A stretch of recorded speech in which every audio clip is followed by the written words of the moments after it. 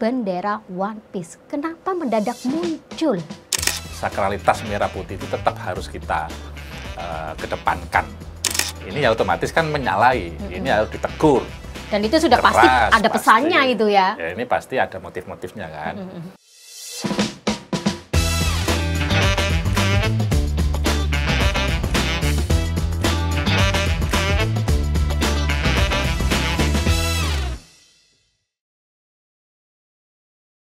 Halo Sobat JP Pod, jumpa lagi di program Jawa Pos Podcast bersama DPRD Provinsi Jawa Timur. Selalu saja banyak isu menarik di Jawa Timur yang rugi kalau tidak kita bahas. Apalagi di momen kemerdekaan Republik Indonesia yang ke-80 tahun.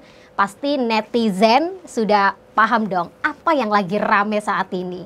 Ya, selain pengibaran bendera merah putih, yang paling menonjol adalah bendera One Piece. Kenapa mendadak muncul?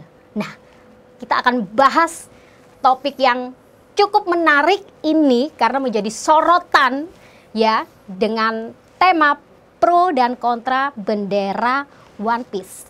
Dalam kritik pemerintah benar, itu adalah salah satu simbol kritik. Kita akan membahas sambil santai dengan sosok narasumber yang sudah tidak asing lagi, Ketua Fraksi PKB sekaligus anggota Komisi A DPRD Provinsi Jawa Timur, Bapak. Kenalan langsung, Pak. Terima kasih. Mas Assalamualaikum warahmatullahi wabarakatuh. Waalaikumsalam. Fauzan Fuadi. Lebih akrab disapa Mas Fauzan atau Gus Fauzan? Sebetulnya yang paling penting itu agar masyarakat tahu dan masih ingat daerah pemilihannya. Oke, dapilnya langsung disebutkan daripada nanti saya salah. Bojonegoro dan Tuban. Ya.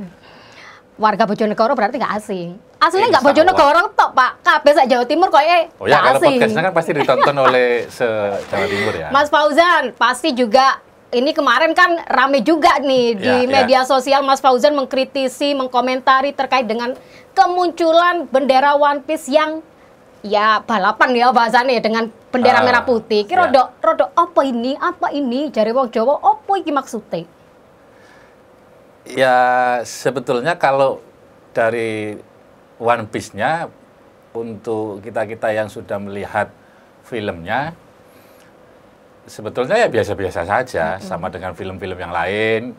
Tentu film diproduksi untuk berbagai kepentingan ya, mulai menghibur, bisnis, kritik, ada di dalamnya kadang-kadang muatan kritik dan lain-lain.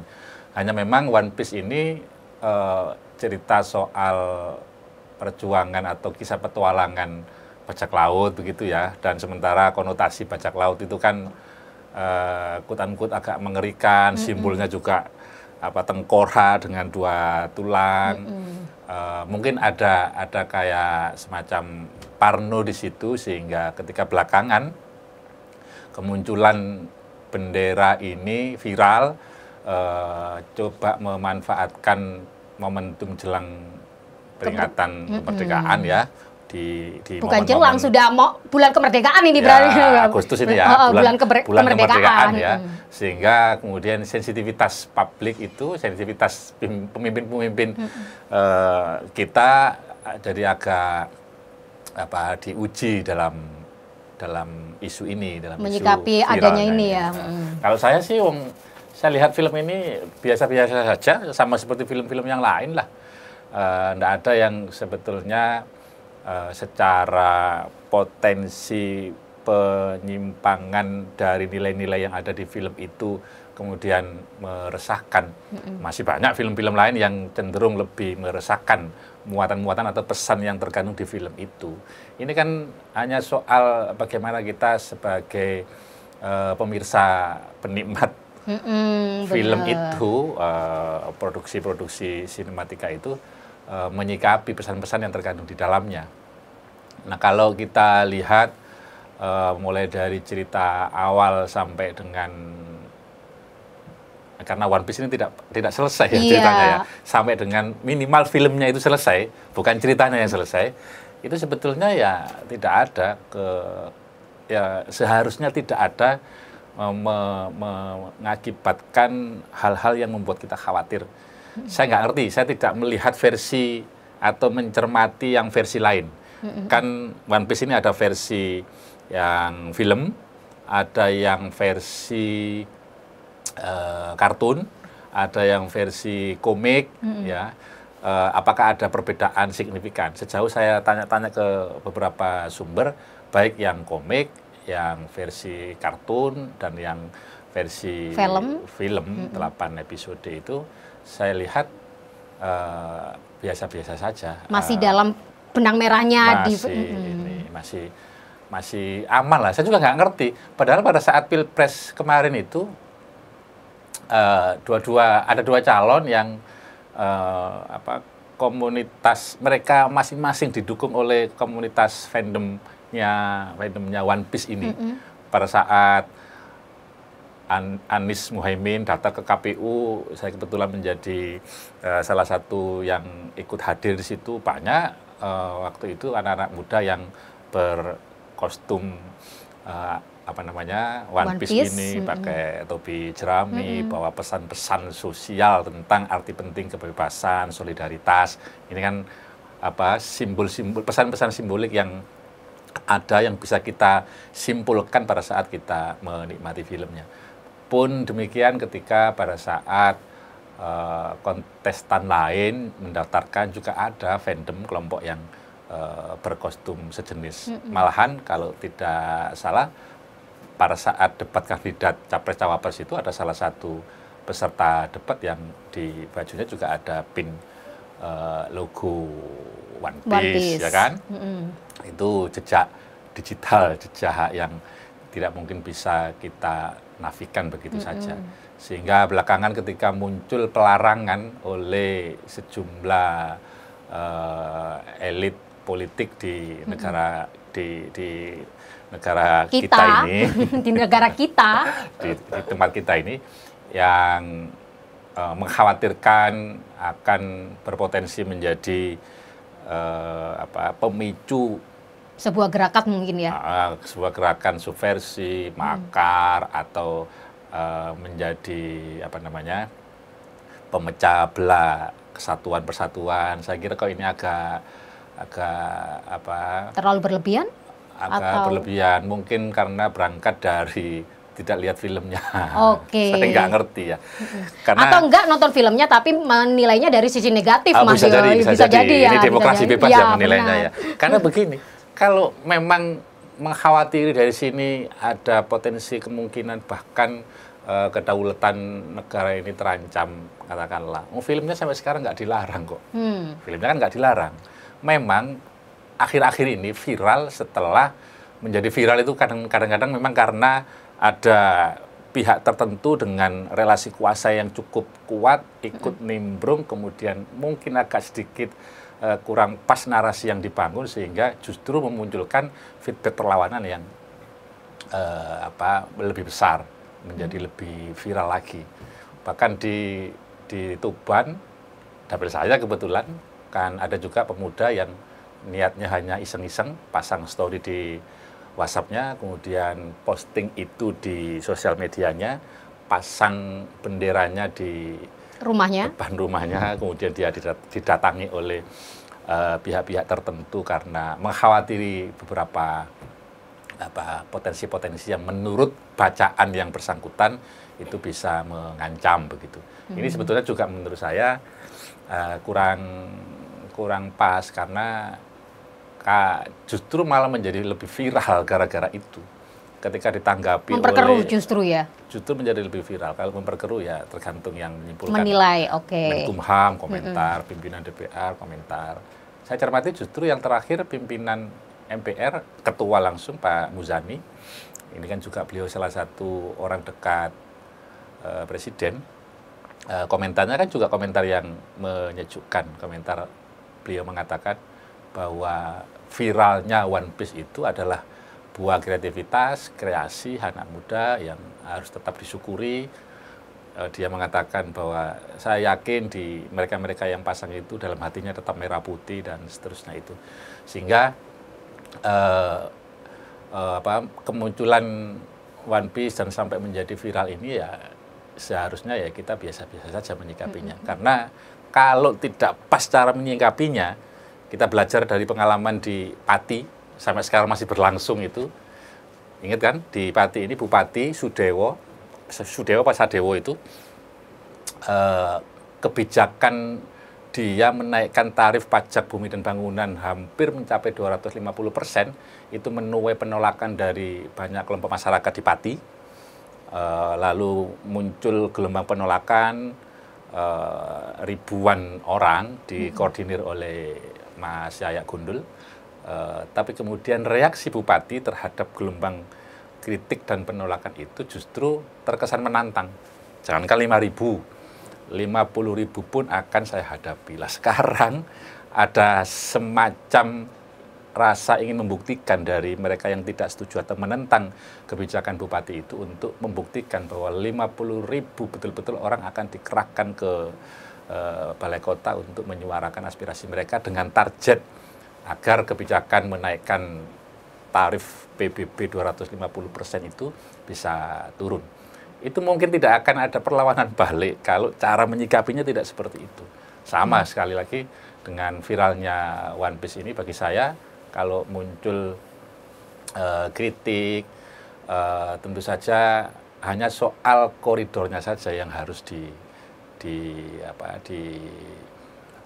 ya, diatur sedemikian rupa agar kritiknya tetap berlangsung, tetapi penyampaian cara narasi itu tidak mengakibatkan ada baper yang tidak perlu seharusnya dari pimpinan-pimpinan kita.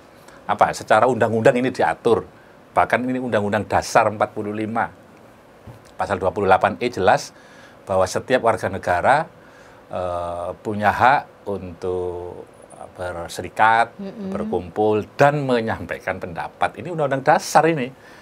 Hanya sekedar pasang gambar seperti itu, kemudian lalu ada polemik. Ya ini yang untung ini, yang pertama kali mula-mula, tapi kita belum tahu siapa juga yang mula-mula membuat ini viral. Karena tentu saja dia akan mendapat banyak, istilahnya, potensi cuan atau monetisasi dari viralnya One Piece ini. Tapi ya banyak pihak yang diuntungkan, banyak sebetulnya. UMKM kita meskipun menjualnya mereka mungkin ada agak takut-takutnya, tapi saya lihat di beberapa marketplace itu banyak diincar malah ya. Penjualannya lumayan banyak itu penjualannya itu. Ada yang sampai tembus puluhan ribu satu akun online shop. Saya lihat di sosial media, di lini masa, di story-story itu, di mana di depan rumah atau di bak-bak mobil atau truk kendaraannya itu ada berkibar bendera One Piece. Saya belum pernah secara langsung melihat, tapi kalau dari berita, dari aneka konten yang sliver-sliver FYP di beranda kita memang sering kali. Tapi itu kan kita harus teliti juga, itu betul-betul konten orisinil atau konten hasil AI, kan kita nggak ngerti. Nah ini rupanya ada silang sengkarut yang kalau tidak kita jernihkan, seolah-olah keviralan di dunia maya soal One Piece ini begitu rupa ramenya, tetapi di lapangan saya nggak ngerti teman-teman yang lain atau siapa yang pernah melihat secara langsung. Kalau saya pribadi kok belum pernah menjumpai itu.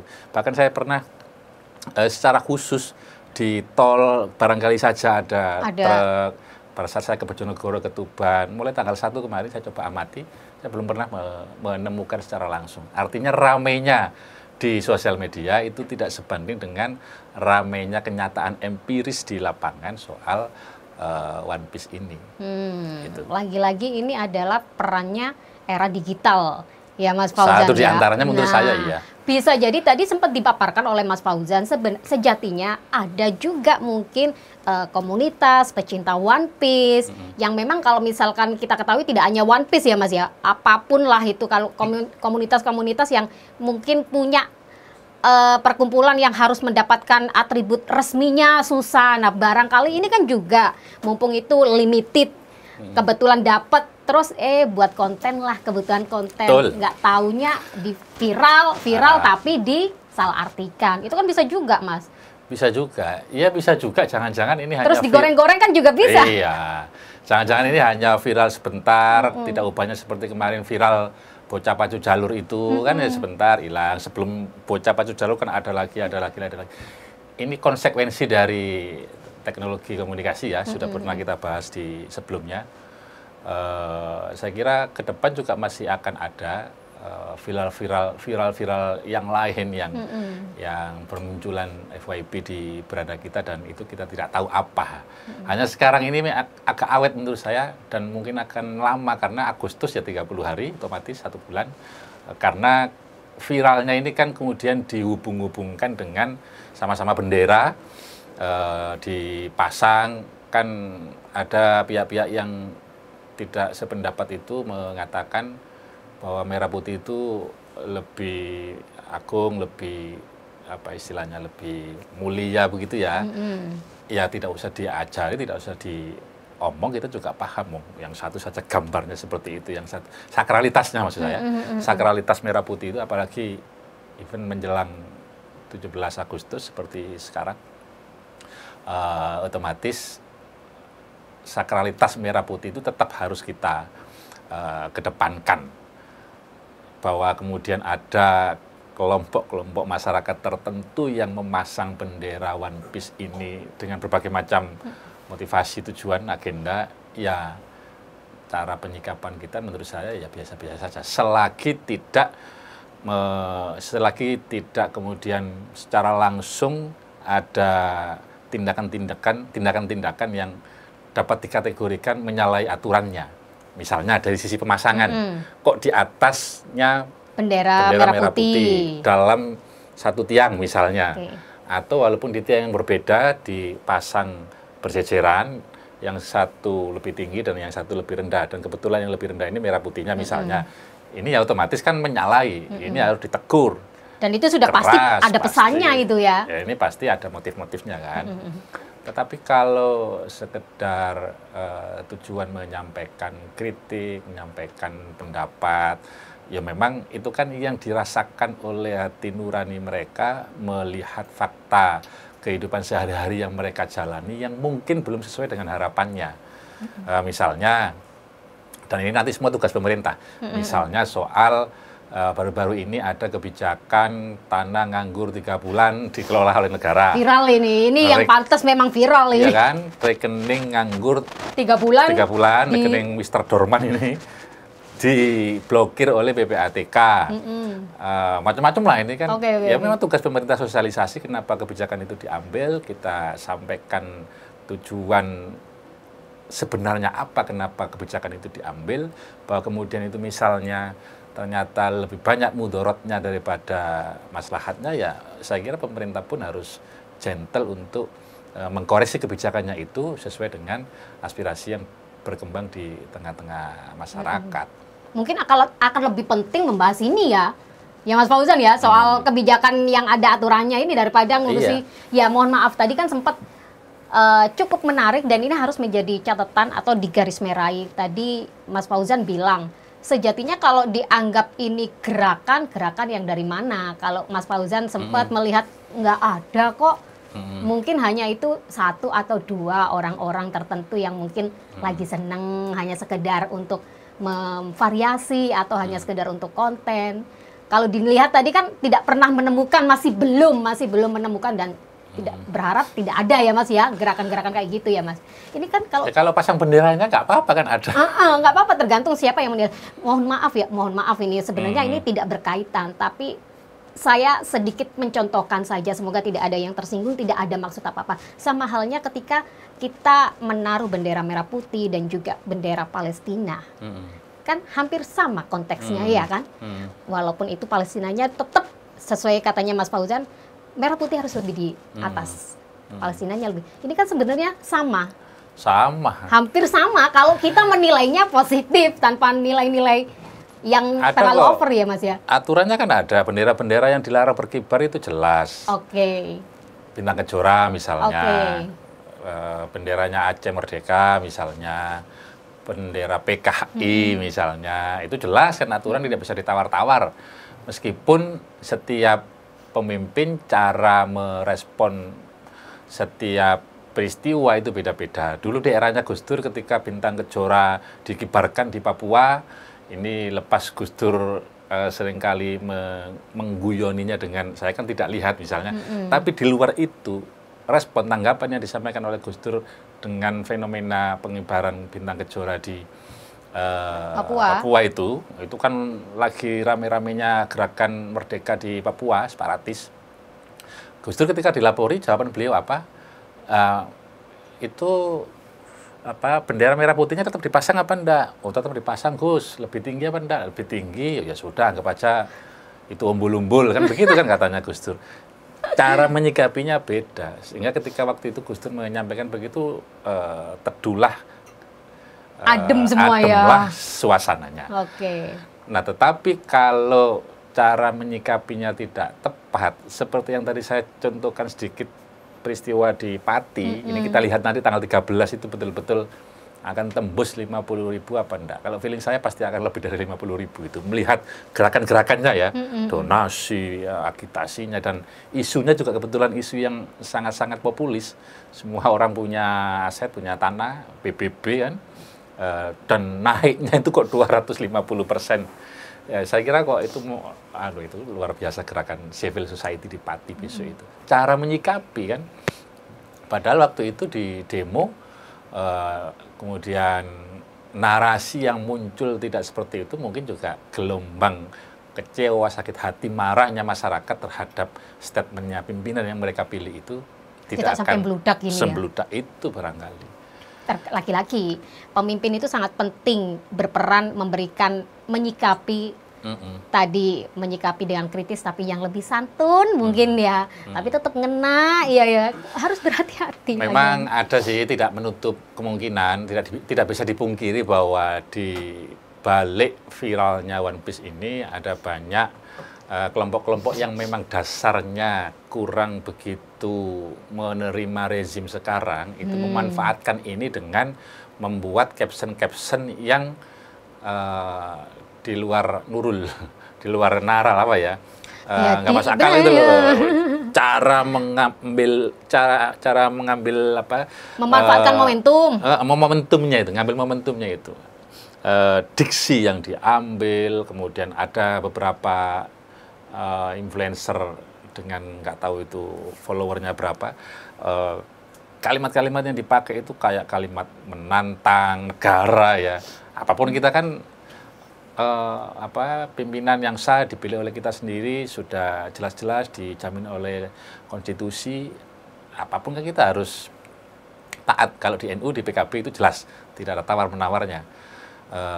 Ketaatan kepada waliul amri ya, istilahnya pemimpin kita itu adalah kemutlakan. Tetapi memang fenomena sosmed, fenomena dunia digital ini, dunia maya ini memang luar biasa.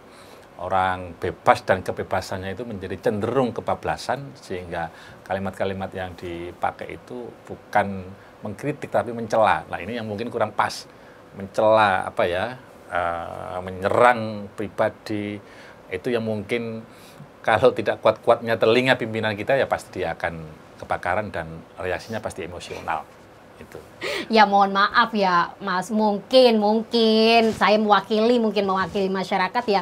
Kita mungkin masyarakat Indonesia juga agak sedikit jenuh, agak sedikit kecewa dengan hukum negara kita saat ini, mungkin saja ya Mas Fauzan ya. Kalau kita lihat, kita baca komentar-komentar itu rata-rata kebanyakan netizen Indonesia itu agak sedikit mempertanyakan dan juga meragukan dengan hukum di negara kita saat ini. Jadi mungkin saja wajar mereka tidak ada rasa ketakutan untuk jadi ancaman hukuman negara.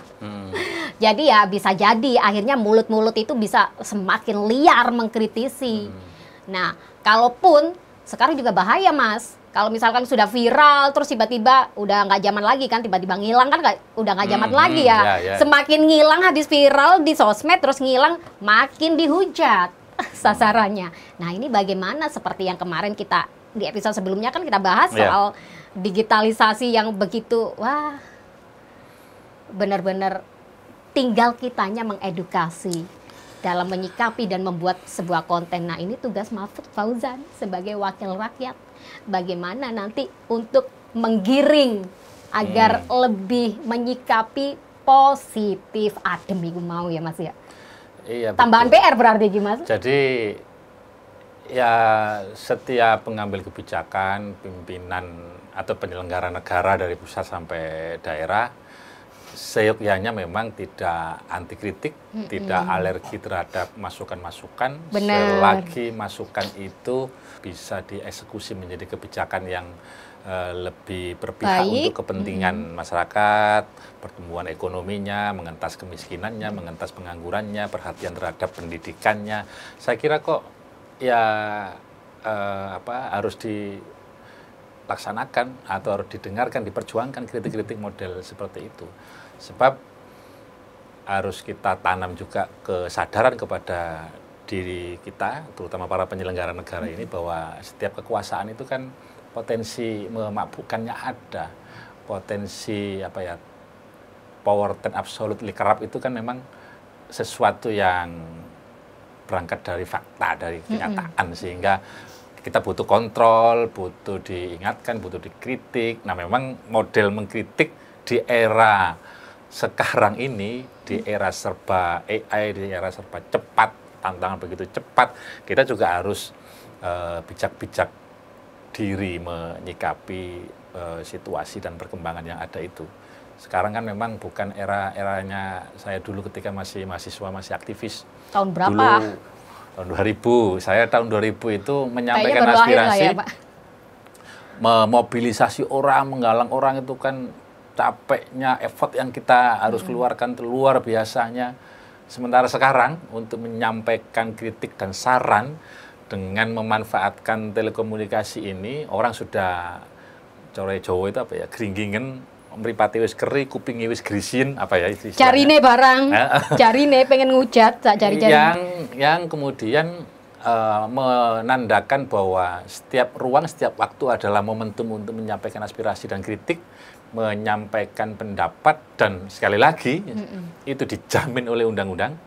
Tadi Undang-Undang Dasar 45 Pasal 28E, kemudian turunannya Undang-Undang Nomor 9 Tahun 98 tentang kebebasan berpendapat di muka umum, semua diatur.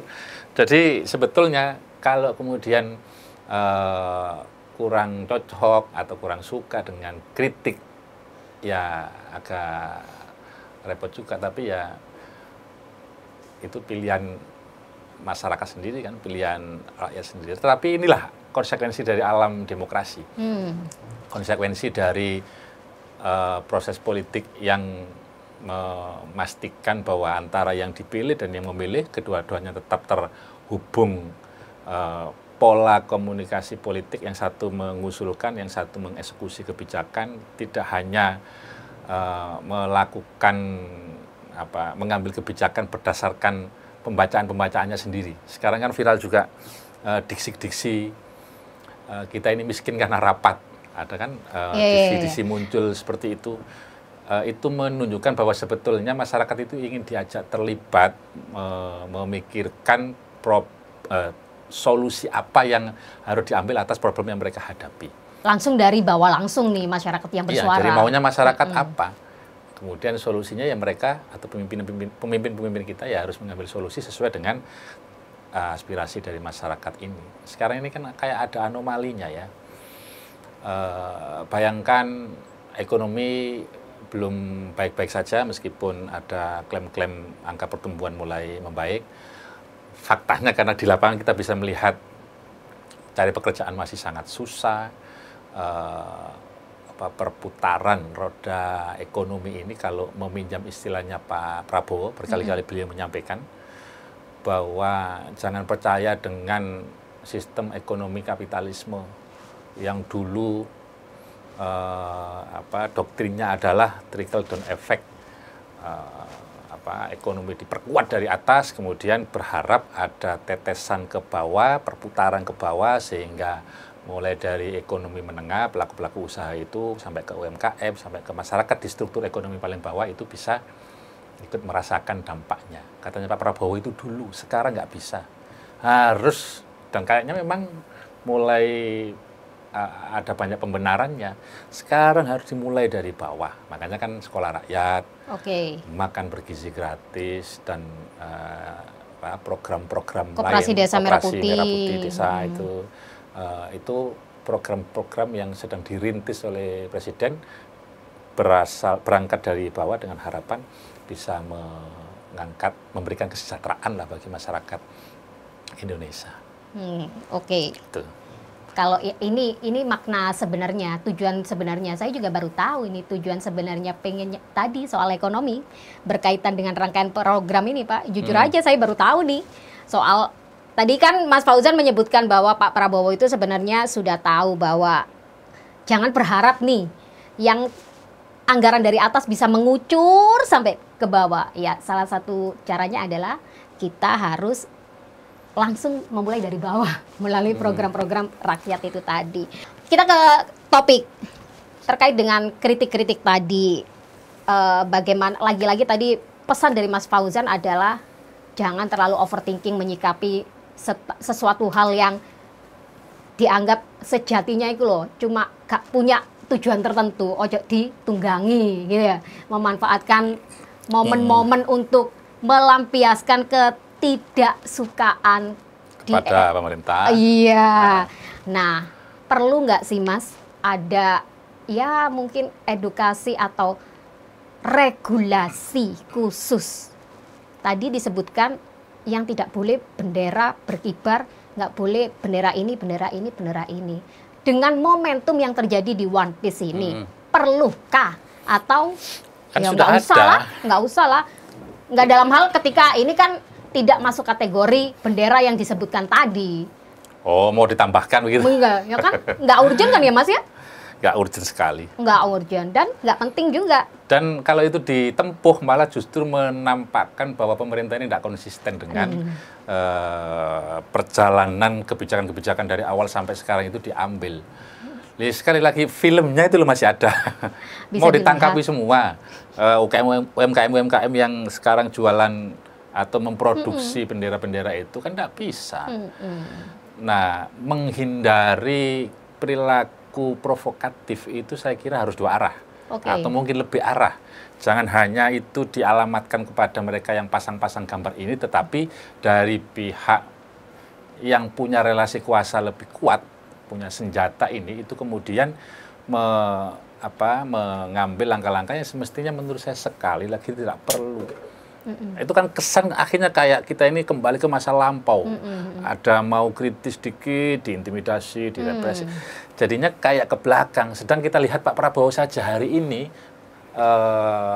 kelompok-kelompok masa lalu dulu yang sedikit-sedikit dianggap bertentangan dengan pemerintah dan kemudian dituduh subversif, itu oleh Presiden malah dirangkuli mereka, diberi tempat karena Pak Prabowo melihat bahwa ini energi bangsa, SDM bangsa yang dimiliki, yang sayang kalau tidak dimanfaatkan untuk pikiran dan tenaganya membangun, diberi tempat.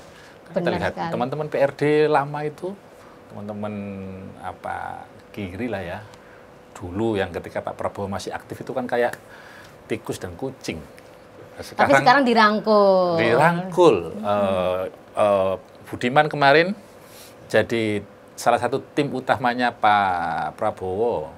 Ada Mas Pius Lustri Lanang, semua ini kan anak-anak dulu yang itu di Gerindra itu banyak teman-teman itu.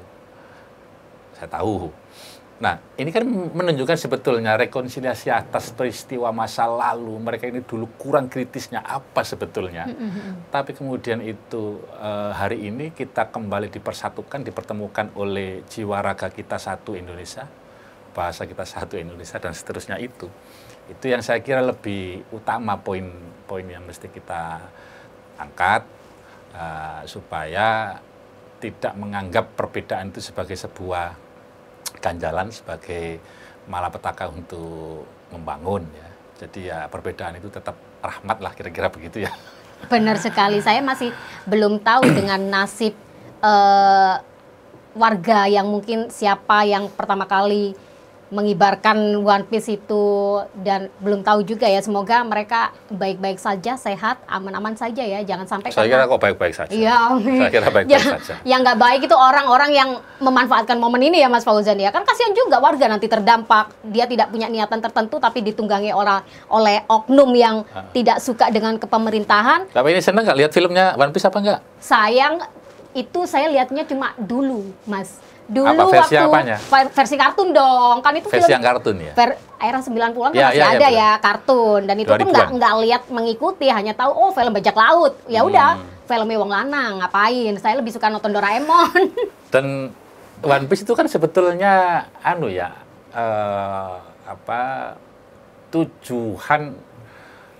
tujuan pirit ini, bajak laut ini untuk mencari harta karun itu loh. Oh saya One Piece ini. Kalau dari saya menilainya adalah dari sisi dia itu walaupun berlayar berjuang untuk tetap hidup sampai di tujuan akhir. Kok saya menilainya di situ ya? Bagaimana cara kita tetap bertahan? Dan ini kan bajak laut yang tidak seperti bajak laut pada umumnya.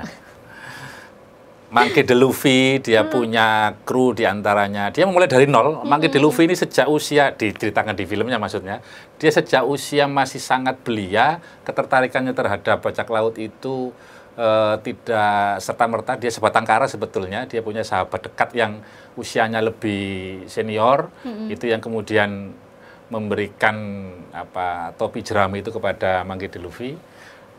Dia kemudian membangun dari nol. Kru bajak lautnya itu ketemu teman, direkrut, macam-macam. Memang sumber daya mereka awalnya berasal, ada yang background pencuri si Nami, ada background pembunuh bayaran si Zoro, macam-macam kan.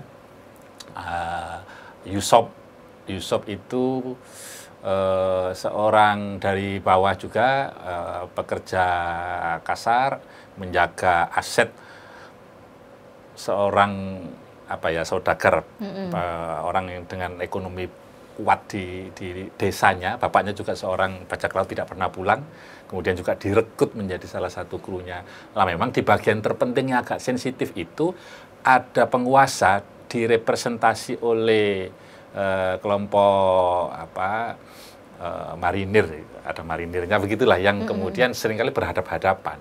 Padahal sebetulnya bajak lautnya Monkey D. Luffy ini baik sebetulnya, musuh-musuhnya tidak ada yang dibunuh, tetapi memang kesan konotasi bajak laut yang lain itu kan angker-angker semua. Memang gitu loh. Mereka sama-sama berlomba-lomba menuju One Piece itu untuk mencari harta karun. Intinya kan sebetulnya. Tergantung sudut pandang penilaiannya, gitu ya Mas Fauzan ya. Oke, terakhir mungkin Mas Fauzan, karena ini masih momentum Hari Kemerdekaan, semoga di momen ini kita tetap adem ayem, guyup rukun, penuh. Jawa Timurnya belum disinggung ini. Dikit aja nanti saya singgung nanti. Oke, guyup rukun khususnya di Jawa Timur. Gimana Mas Fauzan? Sudah disinggung tadi Jawa Timur dalam hal apa? Ada temuan terkait itu? Adakah? Ya kalau studinya tentang ketidakpuasan masyarakat terhadap pemerintahnya sesuai dengan lingkungannya, ya pemerintah kabupaten, pemerintah provinsi, kan saya kira mungkin tidak ada. Kan ya pasti ada. Betapa misalnya kalau saya dari background santri, bagaimana keberpihakan rezim ini, pemerintah ini terhadap pendidikan di pesantren. Nasib guru-guru kita di madrasah-madrasah diniyah itu seperti apa, tunjangan guru madin lanjut apa berhenti, masa gara-gara efisiensi kemudian yang dikorbankan itu adalah tunjangan untuk guru madin ini, jumlahnya tidak seberapa loh, hanya 250.000, kemudian di stop juga, padahal 250.000 itu arti pentingnya bagi guru-guru kita di level paling bawah, mereka yang hanya pegang musola dengan anak santri yang belajar Al-Quran itu 10 orang, 20 orang, selalu luput dari perhatian pemerintah. Kemarin ada hiburan, quote-unquote lumayan, berupa tunjangan kurang lebih sekitar 250-an ribu itu kemudian sekarang stop juga misalnya. Itu per tahun ini yang stop? Ya sekarang kan nasibnya tidak jelas. Dibilang tidak stop, banyak yang masih belum realisasi. Semoga pemerintahan Jawa Timur ini diantara ya selain kritik-kritik yang lain saya kira pasti banyak soal kelangkaan pupuk, soal pertanian, soal PR-PR penting, pengangguran, pendidikan, semuanya masih belum sepenuhnya disentuh. Di daerah lebih banyak lagi problem. Oke, berarti ini tugasnya adalah Mas Fauzan mewakili rakyat untuk bukan mengkritik bahasanya ya Mas Fauzan ya, memberi masukan. Mengkritik, kalau DPR itu kan yang mengkritik. Lebih halus. Representasi, kontrol kan berarti pengawasan. Okay. Pengawasan antaranya dilakukan dengan kritik. Begitu. Mungkin kritik membangun. Kritik membangun, mungkin alusannya adalah iku mau Mas memberikan masukan. Tapi lek koyo ngai masukan yo angel gini ya, angel realisasi nih, angel dirungoknone ya. Sekali nggak didengarkan ya dikritik lagi, 2 kali dikritik lagi nggak didengarkan ya lebih galak lagi kritiknya. Gitu. Berarti sejauh ini sudah melakukan kan Mas? Sudah dan terus. Eksekusinya, hasilnya masih eksekusinya belum? Kita awasi lagi.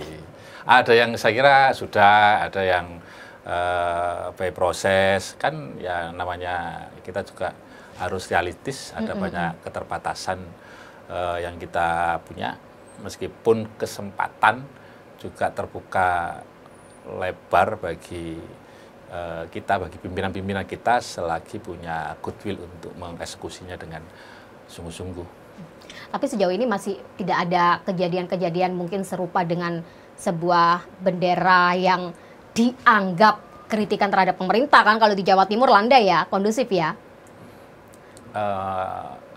Sepertinya itu kan lebih ke arah ini ya, nasional ya, kebijakan secara nasional, meskipun sesungguhnya ya harus peka juga pemimpin di daerah. Benar, karena ngomongnya soal pemimpin, kritik kepemimpinan ya. Spirit yang dikandung dari berkibarnya One Piece itu kan kritik terhadap lupanya pemerintah menurut ukuran yang masang ya, atau yang mau menilai, menafsiri begitu, menilai begitu, untuk supaya mendapatkan lebih perhatian. Oke. Dan itu sebetulnya sarananya kebetulan ini bendera One Piece ini. Sarana-sarana yang lain saya kira kan juga memungkinkan, mungkin suatu saat nanti bukan One Piece. Kan misalnya ada film juga yang banyak mengandung kritik sosial sangat tajam, itu kan film siapa itu, pembunuh yang pakai baju badut itu siapa namanya? Joker. Kayak begitu. Bisa, tapi nggak ada ya benderanya yang gambarnya Joker. Bisa saja dibuat UMKM lagi yang diberdayakan. Bisa saja. Itu kan sebetulnya memanfaatkan gambaran. Orang muda lebih memorable, lebih gampang merilitkan isunya, sehingga ya momentum. Padahal ini munculnya kan apa? Iya, benar. Bulan Agustus atau peringatan kemerdekaan tidak hanya Agustus ini. Agustus 2024 ada, Agustus 2023 ada. Padahal film ini lama, kenapa baru viralnya sekarang? Berarti ya bisa saja itu sebuah beneran punya nilai itu ya Mas ya? Bisa saja kan? Memang bisa ada saja. Momentum yang sedang relevan, ada momentum yang sedang relevan. Kalau dilihat dengan kondisi saat ini, negara yang lagi gonjang-ganjing kalau di X ramenya ya. Mungkin juga karena faktor algoritma yang nggak tahu ya. Ini kan dunia serba misteri. Oke, untuk mengantisipasi dunia penuh misteri, pemerintah juga harus hadir, mendengarkan, dan juga harus anti kritik. Nggak boleh ya, harus menerima kritik dong, jangan anti kritik. Nah, ada solusi, harus didengarkan karena kritikan itu bisa membuat motivasi lebih baik lagi. Apa salahnya sih mendengar? Pak Muhaimin Iskandar dalam debat Capres Cawapres mengkritik IKN begitu keras, mengkritik program-programnya Pak Prabowo begitu keras. Begitu selesai kontestasinya, dirangkul. Pak Muhaimin dirangkul oleh Pak Prabowo, diajak untuk ambil bagian dalam proses membangun atas kebijakan-kebijakan beliau. Biasa. Itu juga sesungguhnya sesuatu yang harus kita syukuri, menunjukkan kedewasaan kita. Seharusnya bisa dicontoh dong hingga tingkatan ke bawah ya. Sebetulnya. Oke, terakhir mungkin Mas, untuk Jawa Timur sendiri, tadi disebutkan ada sebenarnya ada masalah-masalah, sebuah kritikan-kritikan yang sering sekali sudah digembor-gemborkan, sudah diperjuangkan oleh Mas Fauzan, seperti yang disebutkan tadi soal pendidikan di pondok pesantren sendiri yang sejauh ini mungkin masih belum dapat respon. Nah, jangan sampai terjadi sebuah kritikan-kritikan yang mencuat karena masyarakatnya ini warganya sudah muak. Setidaknya segeralah pemerintah itu hadir. Pesannya Mas Fauzan? Ya, Gubernurnya Jawa Timur kemarin oleh netizen sempat mendapat olok-olok gubernur review buat durian begitu ya. Itu sebetulnya yang malu, yang tertampar, yang terkena sasaran kritik itu sebetulnya tidak hanya beliau seorang, tetapi juga kami di lembaga legislatif karena bagaimanapun pemerintahan daerah itu aturannya memastikan bahwa oleh dua aspek ini, oleh pemerintahan daerah itu oleh eksekutif dan oleh legislatif, kan bareng-bareng sebetulnya. Membahas anggaran, membahas program juga bareng, membahas anggaran juga bareng sesuai dengan fungsi kita. Sehingga ketika ada kritik pedas, ada ocehan, ada omelan, entah itu datang dari mana kita tidak penting. Namanya netizen itu memang harus maha benar. Dan kita harus peka terhadap itu. Tapi kan yang tidak enak itu karena pada saat yang sama coba dibanding-bandingkan dengan tetangga lah. Itu yang kemudian membuat kita semua geram, membuat semua kita akhirnya harus duduk bareng. Sudah tanggalkan egonya masing-masing. Ayo kita Jawa Timur ini perbaiki, kita kelola, kita bangun bersama-sama. Karena potensinya, peluangnya untuk menjadikan Jawa Timur ini menjadi selangkah, dua langkah lebih maju dibanding tetangga itu luar biasa besarnya kesempatannya. Sehingga saya kira bisa lah. Bisa. Walaupun ya lagi-lagi netizen itu maha benar, walaupun yang di Jawa Timur tujuannya adalah menunjukkan ke masyarakat bahwa Jawa Timur ini loh bisa memproduksi durian. Mungkin tujuannya seperti itu, mungkin loh ya. Mungkin saja, karena kan maha bebas, maha benar. Lagi-lagi dari mana sudut pandangnya menilai. Sudut pandangnya dari mana menilai, betul. Betul kan? Terus di sana yang juga yang di provinsi sebelah ya mungkin lagi kebijakan yang lagi dicintai oleh masyarakat, kena deh akhirnya. Tapi ya pemerintahnya juga harus tetap menerima kritikan itu. Ya udah, solusinya lebih serius lagi, Mas. Solusinya ya kan ini seharusnya kan ini sudah periode kedua kan, harusnya ya lebih dekat lagi ke masyarakat. Oke. Ya tadi saya bilang semua kita ini kan punya keterbatasan. Sebagai pimpinan beliau punya keterbatasan ya pasti dari sisi waktu, energi yang dimiliki, macam-macam lah. Sebagai gubernur beliau juga punya keterbatasan karena mengelola daerah dengan luasan terbesar kedua se-Indonesia setelah Jawa Barat, 38 kota kabupaten. Geografinya, sosiologi masyarakatnya begitu majemuk di sini ini. Ini pasti tantangannya juga akan berbeda dibandingkan dengan mengelola hanya daerah yang tantangannya tidak begitu kompleks. Saya kira ya memang berbeda. Kulturnya, nilai-nilainya, SDM masyarakatnya berbeda, otomatis juga tantangannya juga pasti akan berbeda.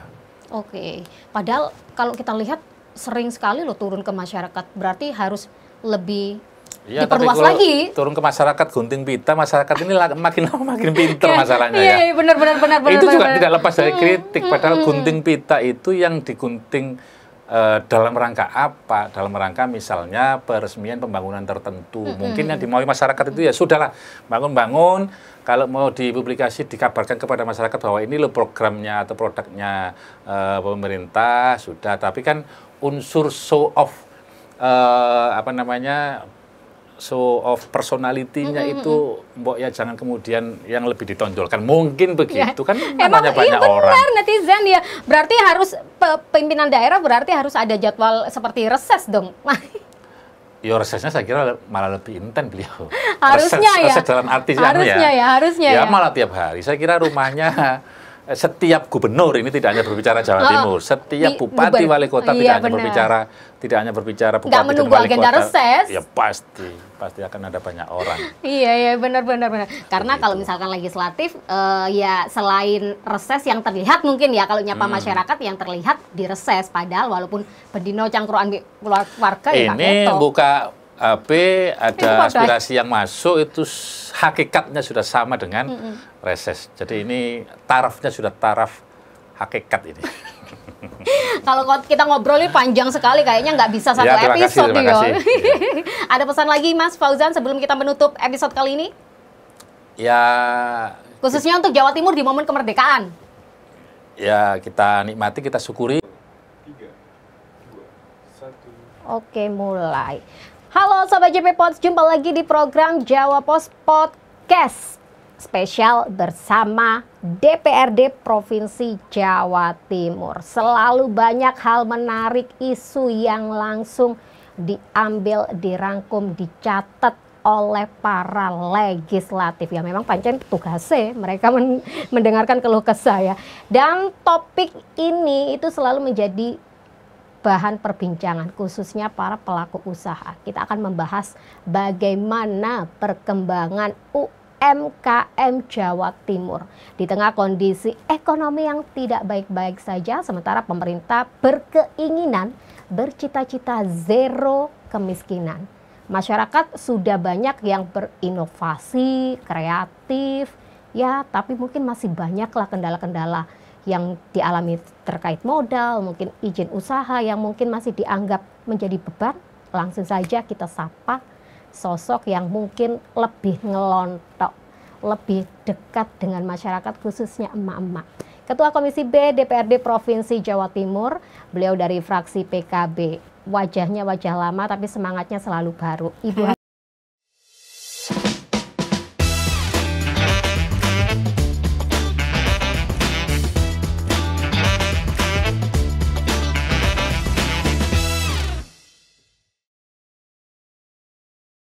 dipersembahkan oleh